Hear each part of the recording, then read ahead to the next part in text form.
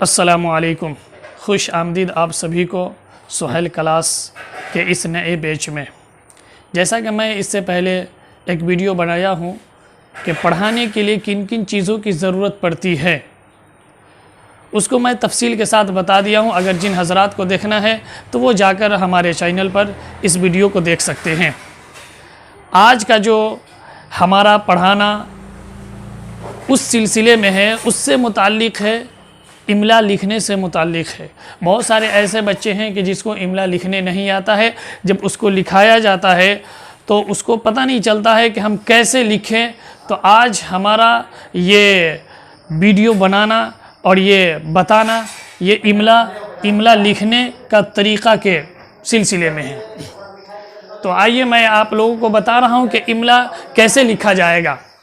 तो सबसे पहले एक बात को ये जहन में रखें कि अलिफ से लेके या तक ये हर्फ जो है, ये हरूफ हैं, इनमें से कुछ ऐसे हरूफ हैं कि जिसको हम किसी जुमला के शुरू में या किसी हर्फ के शुरू में इसको हम मिला नहीं सकते हैं। अगर उसको मिलाएंगे तो फिर वो जो चीज़ हम लिखना चाह रहे हैं वो चीज़ नहीं होगा, बल्कि वो दूसरी चीज़ हो जाएगी। तो आज मैं बताता हूँ कि वो कौन कौन से हरूफ है कि जिसको हम हर्फ के साथ नहीं मिला सकते हैं जब हम किसी को मिला के लिखना चाहे तो देखिए, आइए चलते हैं। अब हम एक दाल, जाल, रा, जा, अलिफ, वाव, ये 6 ऐसे हरूफ हैं कि जब हम इमला लिखेंगे तो जब ये शुरू में आएगा लफ्ज़ के, तो ये किसी के साथ मिलकर या किसी के साथ ज्वाइंट होकर नहीं आ सकता है। अगर हम इसको मिलाएंगे तो फिर वो चीज़ नहीं रहेगी जो चीज़ हम लिखना चाहेंगे। तो इसलिए इन चीज़ों को जानना बहुत ही ज़रूरी और अहम है ताकि इमला लिखने में आसान हो जाए। तो अब आइए मैं बताता हूँ कि देखिए ये दाल है, तो जैसे दाल बा ज़बर दब, हमको लिखना है दाल बा ज़बर दब, तो दाल को बा के साथ हम नहीं मिला सकते हैं, क्योंकि अगर हम दाल को बा के साथ मिलाएंगे तो फिर ये दब नहीं रहेगा, बल्कि ये कोई और चीज़ बन जाएगा। तो इसलिए हम दाल को बा के साथ नहीं मिला सकते हैं। लेकिन अगर इसी को हम उल्टा कर देंगे, मतलब बा को पहले ले आएंगे और दाल को बाद में, तो फिर बा को दाल के साथ मिला सकते हैं। जैसे दब से उल्टा इसका हो जाएगा बा दाल ज़बर बद। और इसी तरह जाल है, दूसरी चीज़ जाल है। ये जाल को भी हम किसी लफ्ज़ के साथ या किसी जुमला के साथ हम नहीं जोड़ सकते हैं अगर शुरू में आए तो, क्योंकि अगर इसको भी हम जोड़ेंगे तो ये कुछ और बन जाएगा, दाल नहीं, जाल नहीं, बल्कि कुछ और ही बन जाएगा। तो इसलिए इसको हम अलग ही लिखेंगे। जैसे जाल फा ज़बर ज़फ़, ज़फ़ लिखना है तो जाल अलग लिखाएगा और फा अलग लिखाएगा, एक साथ नहीं मिल सकता है। लेकिन अगर इसी को उल्टा कर देंगे, पहले फ़ा को लाएंगे और जाल को लाएंगे, तो फिर फ़ा को जाल के साथ मिला सकते हैं। जैसे फ़ा जाल ज़बर फ़ज़। तीसरा हरूफ रा, ये रा भी ऐसे हरूफ है कि जब ये भी अगर शुरू में आएगा किसी हर्फ के, तो इसको भी हम नहीं मिला सकते हैं। जैसे रा सीन ज़बर रस, अगर रा को सीन के साथ अगर हम लिख दे रहे हैं तो ये चीज़ गलत हो जाएगी, जो चीज़ हम चाह रहे हैं वो चीज़ नहीं हो पाएगी। इसलिए रा रस लिखना है तो रा को भी अलग लिखेंगे और सीन को भी अलग लिखेंगे। लेकिन अगर इसी को अगर उल्टा लिखना है तो सीन रा ज़बर सर, सीन पहले सीन अगर आ जाए तो फिर सीन को रा के साथ आराम से मिला सकते हैं, इसमें कोई दिक्कत नहीं है। तो ये बेहतरीन चीज़ हम आपको बता रहे हैं इमला लिखाने का तरीका बच्चों को, या जो बच्चे हमारे वीडियो को देख रहे हैं या तो इस पर तवज्जो के साथ देखें ताकि आपको भी इमला लिखने आ जाए।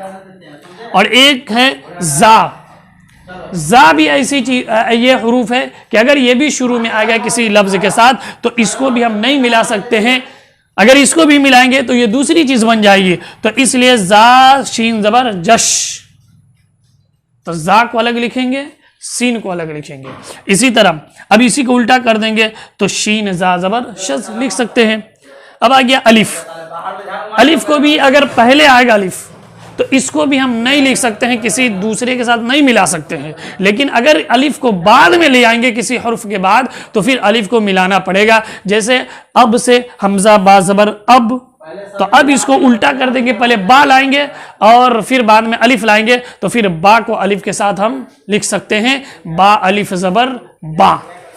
और इसी तरह वाव है, तो वाव को भी हम अगर शुरू में वाव आ रहा है तो किसी भी हर्फ के साथ इसको भी नहीं मिला सकते हैं, क्योंकि अगर मिला देंगे तो ये वाव नहीं होगा बल्कि कोई और सूरत इख्तियार कर लेगी।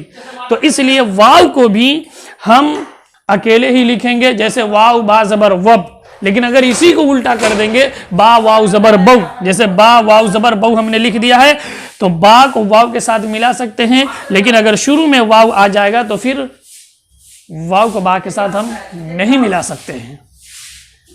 तो जब बच्चों को मिला लिखाया जाता है तो बच्चे इसमें बहुत गलती करते हैं, बिल्कुल अलग अलग अलग लिख देते हैं।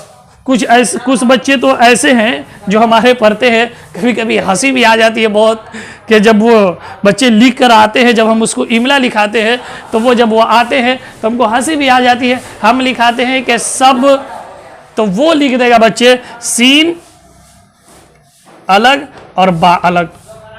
फिर हम लिखाएंगे जब, तो जीम अलग लिख देता है और बा अलग।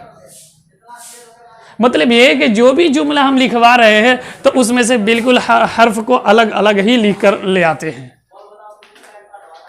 तब उसको ये समझाइए, तब उसको ये समझाते हैं कि ये जो 6 हरूफ हैं, दाल जाल रा जा अलिफ वाम, अगर ये हरूफ, ये 6 हरूफ अगर किसी लफ्ज के शुरू में आएगा तो ये कभी नहीं मिलेगा उसके साथ। लेकिन अगर ये 6 हरूफ के अलावा अगर आएगा कोई भी हरूफ तो फिर उसको हम मिला सकते हैं। तो जब बच्चे लिख कर आते हैं कि सीन बा ज़बर सब, तो जब हम सब लिखाते हैं या जब लिखाते हैं तो बच्चे सीन को अलग लिख के आ जाते हैं और बा को अलग लिख के आ जाते हैं। तो फिर हम समझाते हैं कि देखो बच्चों, ये सीन और ये बा, तो सीन को बा के साथ मिला सकते हैं, चूंकि ये सीन बा ज़बर सब जो है ये सीन जो है ये इन 6 हरूफ में से नहीं है, इसलिए मिला सकते हैं। इसी तरह जीम है, तो जीम को भी बा के साथ हम मिला सकते हैं, क्योंकि ये जीम ये हरूफ के साथ